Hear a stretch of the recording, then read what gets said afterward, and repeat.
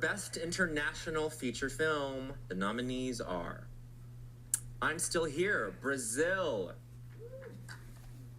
The Girl with the Needle, Denmark. I want to see The Girl with the Needle so Denmark. bad. Good day, and welcome back to my channel. I'm Dead Girl, and today I wanted to give YouTube a little bit of a break from everyone making videos about Amelia Perez and saying the exact same things over and over again to get some clicks. Instead, I'm going to be giving some love to some 2024 movies that I think have been ignored throughout all of this annoying Oscar chaos.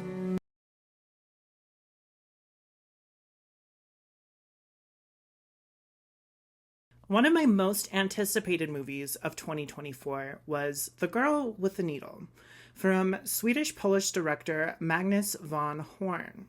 This film got a lot of buzz at the 2024 Cannes Film Festival, and I thought that the art direction and cinematography looked gorgeous, so I was really excited to see it.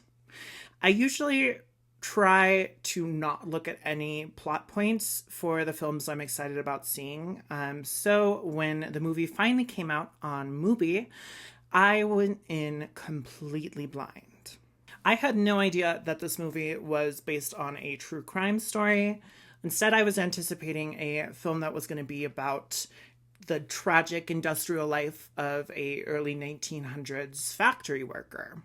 While watching as the plot developed, even before it was revealed what Dagmar was doing with the babies she was supposed to be fostering, I was reminded of a British true crime case, the story of Amelia Dyer, who was dubbed as the Ogress of Reading. Dyer was a Victorian serial killer, but not in the traditional sense. She wasn't killing for some sick thrill, but instead was killing for monetary gain. Amelia Dyer was known as a baby farmer. And I know what you're thinking, but it's not a farm where a bunch of babies just like operate the daily chores and drive giant combines.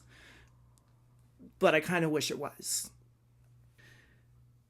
The baby farmer is a profession built off of the Victorian sentiment that frowned upon unmarried women who became pregnant. In a culture where women were desperate and had a lack of access to healthcare that would help them safely terminate their pregnancy, many women turned to other women that would take in their baby for a fee with the promise of rehoming the infant to a loving family or a respectable, nice orphanage. Amelia Dyer would offer to take care of these babies herself, which at first she did.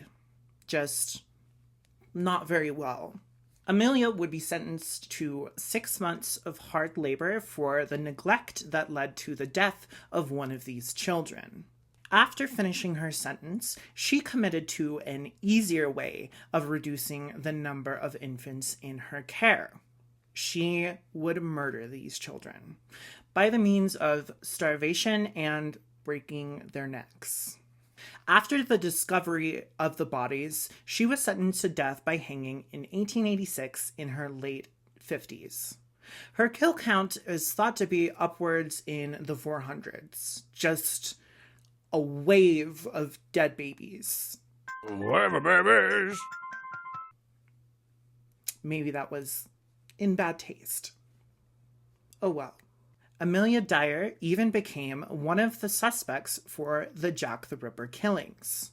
Now, after I finished The Girl with the Needle, I assumed that the story was based off of Amelia Dyer. But in researching it, I realized that Dagmar was a direct representation of a Danish serial killer named Dagmar Overbye. And now, before I get into the plot of this movie, just a quick spoiler warning. I'm not going to reveal, like, important plot points of the movie, but there's going to be minor spoilers if you want to go into this movie blind. So, here's your warning. Go watch the movie and come back to this video. The Girl with a Needle follows the story of Caroline, played by Vic Carmen Son, who did an amazing performance, and her relationship with a woman named Dagmar. The film is set in 1919 Copenhagen. Caroline is down on her luck, with her husband missing, thought to have died in World War I. She is forced to move into a dirty and decrepit apartment after being evicted. She begins an affair with her wealthy factory boss, who promises to marry her after she becomes pregnant. But when she visits his home, owned by his mother, the man's mother refuses his son to marry her. Desperate, alone, and now unemployed, Caroline resolves to terminate the pregnancy. She goes to a public bathhouse, hiding a crochet needle in her towel. While in the bath, she attempts to kill the fetus by inserting the needle, covering her mouth to muffle the agonized groans. This doesn't go unnoticed by a woman bathing her daughter in a nearby bathtub. This woman pulls Caroline out of the bath and treats the bleeding wound. The woman introduces herself as Dagmar and tells her that she can take the baby off her hands once it is born. While doing day work at a factory, Caroline goes into labor on the factory floor. She returns to Dagmar at her candy shop and gives up the newborn. Having no money to pay Dagmar, Caroline convinces her to let her work for her operation. The rest of the movie is an ether-fueled nightmare, where Caroline finds herself in too deep after learning Dagmar's dark secret. I'm leaving out a lot of details to not spoil the movie too much because I highly recommend watching it for its beautiful cinematography and psychologically thrilling plot. Now for the real story. Dagmar was born on April 23rd, 1887 in Denmark. In 1915, she would move with her daughter to Copenhagen to start a new life. Before moving to the city, Overbye had worked as a child caretaker, and she used her experience to start a new career. Dagmar Overbye would start a business where she would work as a middleman for women looking to give their babies up for adoption. Women would pay Dagmar to find families to take in their children. The reason that these women would go to Dagmar instead of the more official adoption process was because this was a much more discreet option for these women. They were less likely to ruin their reputations by being found out of having a woman out of wedlock. However, these children would never find themselves being taken in by a loving family. It was estimated that Dagmar would take the lives of up to 25 children before she was caught in 1925. Dagmar's execution method was particularly brutal. She would drown, strangle, and even burn the infants alive. She even murdered her own child, which I think elevates her to a serial killer category outside of the one that is only doing this for monetary gain. Now, this is where the Caroline character comes into the story. Contrary to the movie, Dagmar became aware of Caroline Agassiz when she put in an ad in the newspaper looking for someone to adopt her newborn baby. Dagmar got in contact with Caroline, allegedly charming the woman and convincing her that she would take the child into Overbye's care. Dagmar then went on with her plan of killing the child, probably thinking very little of her exchange with Caroline, as she had gone through this process so many times in the past. But this would prove to be her downfall. Caroline Agassiz came to regret her decision and was overcome with guilt.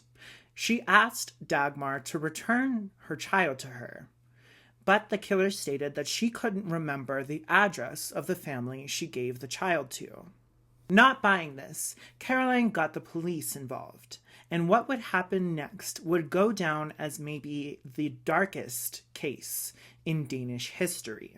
During their investigation, not only did the police find the clothing of Caroline's child, they discovered burnt bone fragments of Overbye's victims that were all over the apartment. Following her arrest, Dagmar confessed to murdering upwards of 25 children. The ensuing court trial would take Denmark by storm and would even gain some international coverage. The public was outraged, wanting answers, as they could not wrap their heads around such evil acts. As for Dagmar, she viewed her murders as an act of charity. She hated being a mother and found it to be the most gruesome of burdens. And she found comfort in taking this burden away from other mothers who she pitied. Allegedly, her husband had an aversion to children himself and would allow her to do her crimes in the home that they shared. I couldn't find too much on the husband. It doesn't seem like he was trialed for any crimes, which I think is messed up because he was definitely complicit in her actions. During her testimony, Dagmar never denied her murders, but instead tried to portray them as a public service. Dagmar Overbye would only be convicted of 9 of the murders due to a lack of evidence. Originally, Dagmar was sentenced to death by hanging, but this sentence was later commuted to life in prison as the court felt it was too cruel to kill a woman. Despite the flaws in categorizing serial killers, I am really interested in the process, especially when it comes to female serial killers, as statistically, the motives are very different from men who kill. Unlike other baby farm killers like Amelia Dyer, whose primary motive was monetary, it appears that Dagmar was more of a missionary killer. The definition of a missionary killer is someone who targets specific groups of people in society in order to improve it. This is usually done with the targets being sex workers, queer people, and racial minorities. Women rarely get put into this category of serial killer. Instead, they are usually dubbed as an angel of death. An angel of death is where a killer views themselves as helping the victim by putting them out of their misery. But I think Dagmar fits much more into the missionary category, as she wasn't killing these babies for their own good, but instead the betterment of women in her mind. The biggest difference between the film and the real-life case is the relationship between Dagmar and Caroline, and I actually really enjoy this alteration in the film. In the movie, Caroline becomes both victim and accomplice. And in doing so, we get to learn more about the mentality and desperation that single women would have felt in this time period.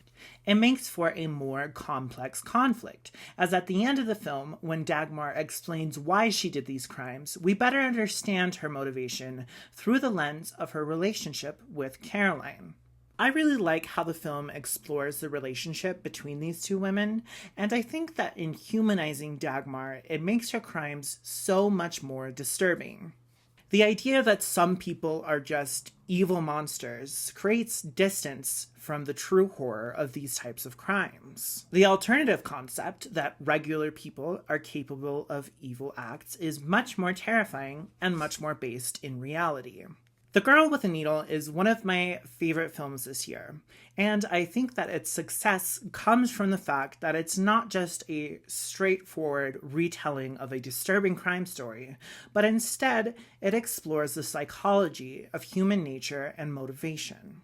This isn't one of those movies that just says, hey, look at how disturbing this thing is.